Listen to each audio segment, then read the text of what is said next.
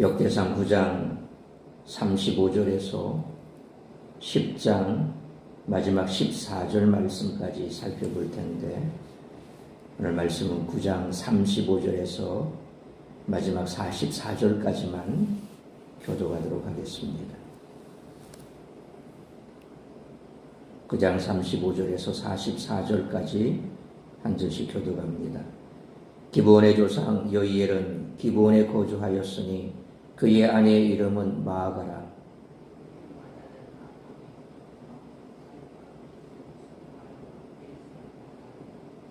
그들과 아히오와 스가랴와 미글롯이며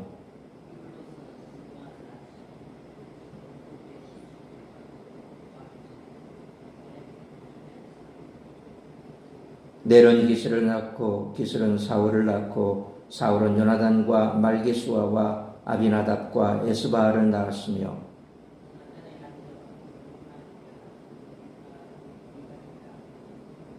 미가의 아들들은 비돈과 멜렉과 다레아와 아하스이며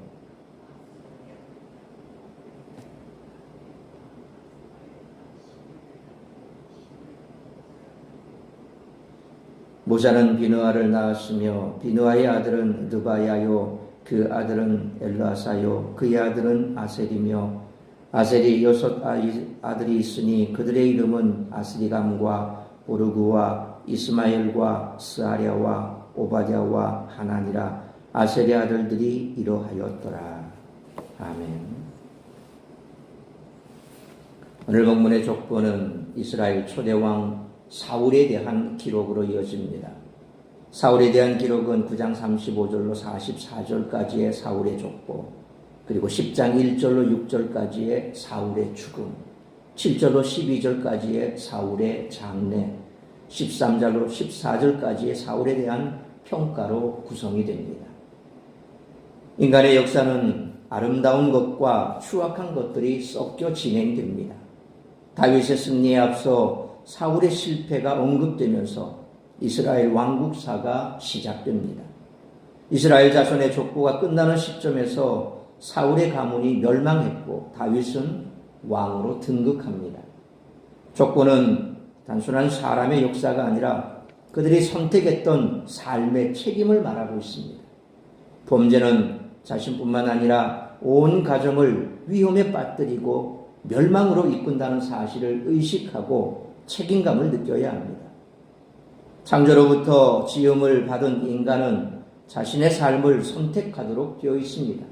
그 선택의 순간에 하나님을 찾는 것에 실패했을 때 인간은 모든 것에 실패하게 된다는 것이 역대기의 신학입니다.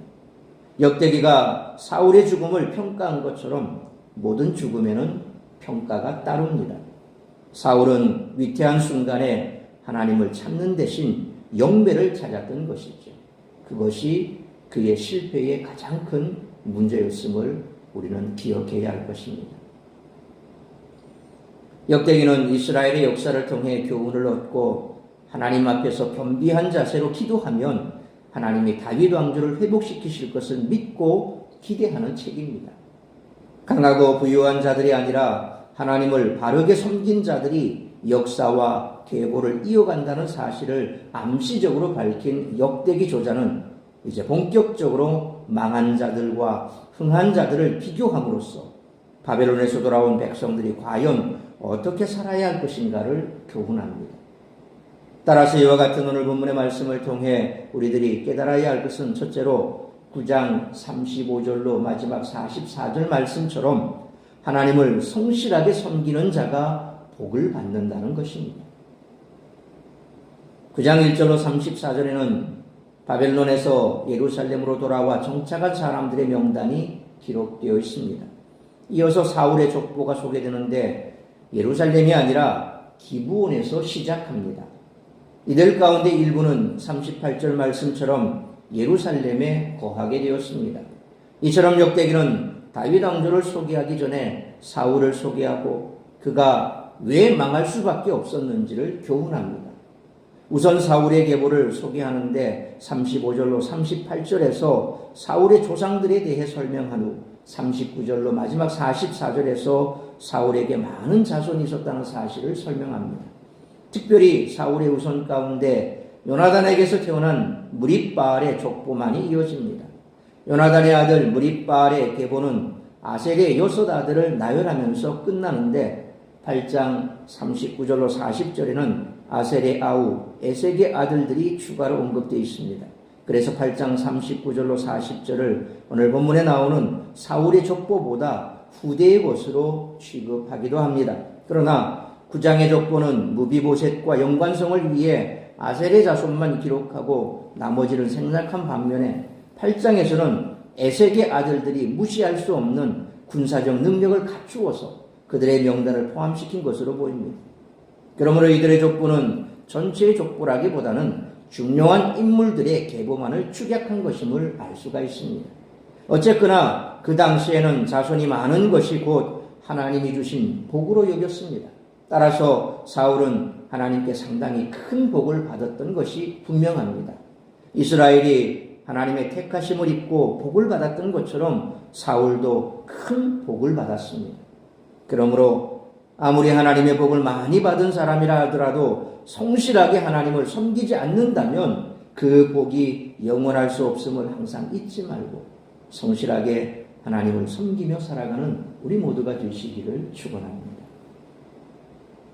두 번째로 10장 1절로 10절 말씀처럼 하나님의 백성이라고 자만해서는 안 된다는 것입니다. 역대기는 사울의 업적에 대해서는 관심이 없고 그가 어떻게 죽임을 당했는지를 다루고 있습니다. 특히 사무엘상 31장 1절로 10절에 기록된 사울의 죽음 이야기와 미묘한 표현 차이를 두어 사울의 죽음을 더욱 비참한 것으로 묘사합니다. 사무엘상 31장 3절에 의하면 사울이 화살에 맞아 중상을 입었기 때문에 자살을 선택했지만 오늘 본문 3절에서는 심히 다급했기 때문에 자살을 선택했다 그렇게 되어 있습니다. 다시 말하면 역대기는 사울이 스스로 목숨을 끊었다는 사실을 강조하고 있습니다. 그러니까 중상을 입어서 사무엘서에서는 중상을 입어서 어쩔 수 없이 이제 죽을 수밖에 없는 상황에서 자살했다 이렇게 되어 있지만 역대기에서는 다급했기 때문에 소위 말하면 절망하고 이제 더 이상 소망이 없다. 나는 죽을 거다. 다급한 상황 속에서 자살했다. 이렇게 기록을 하고 있지요.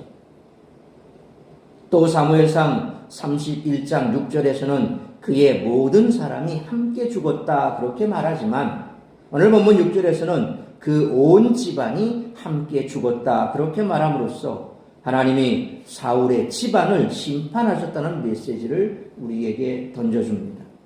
뿐만 아니라 사무엘상 31장 10절에서는 그의 시체가 벳산 성벽에 못 박혔다 그렇게 기록되어 있는데 오늘 본문 10절에서는 그의 머리를 다곤의 신전에 달았다 그렇게 씁니다. 한편 사울이 죽자 이스라엘 사람들은 7절 말씀처럼 그들의 성읍을 버리고 도망했고 블레셋 사람들이 거기에 거주했습니다. 사울이 죽자 이스라엘은 흩어졌습니다. 그런데 11장에 기록된 것처럼 다윗에게 온 이스라엘이 모여들었던 것과는 대조가 됐죠. 그리고 8절로 10절 말씀처럼 사울의 죽음은 블레셋에게 기쁜 소식이었습니다. 이는 이스라엘 백성들이 다윗의 통치로 인해 크게 기뻐하는 장면과 대조를 이룹니다.